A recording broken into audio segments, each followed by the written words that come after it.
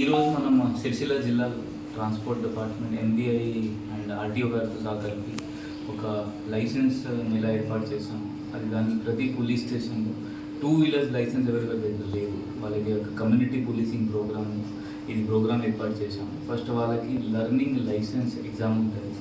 దానిలో భాగంగా ఎగ్జామ్ ఇచ్చి వాళ్ళకి లర్నింగ్ ఎల్ఎల్ఆర్ వస్తుంది. దాని తర్వాత 30 డేస్ తర్వాత వాళ్ళకి మెయిన్ లైసెన్స్ కోసం మనం ఏర్పాటు చేస్తాము. అది కూడా ఆర్టీఓ గారితో సహా లోకల్ పోలీస్ ఎంతమందికి మనం మ్యాక్సిమం ట్రై చేస్తాం. ఎందుకంటే ఇప్పుడు చూస్తున్నాము జనరల్ చాలామంది దగ్గర లైసెన్స్ ఉండదు. దానివల్ల వాళ్ళు ఊరు వాళ్ళ దగ్గర లేకపోతే వాళ్ళకి అనవసరంగా చలాన్ పడుతున్నాయి రెగ్యులర్గా.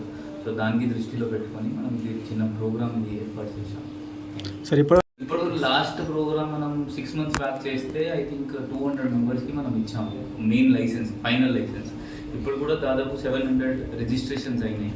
ఆ 700కి ఎంతమంది పాస్ అవుతారు అది చూడాలి. ఎక్కడ పెడుతుంది సార్ ఎగ్జామ్? అయితే వాళ్ళకి ఎగ్జామ్ ఇక్కడే ఉంటుంది, ఆర్టీఓ ఆఫీస్లో. అంటే సార్ ఇండివిజువల్ ఇంట్రెస్ట్ ఉండాలి సార్, లేకపోతే ఎవరైనా పట్టుబడిన వాళ్ళకి కూడా? వాళ్ళకి ఇంట్రెస్ట్ ఉండాలి. వాళ్ళ ఇంట్రెస్ట్ ఉంటే వాళ్ళు అప్లై చేసిన తర్వాత ఇది ఆర్టీఓ దగ్గర వస్తారు.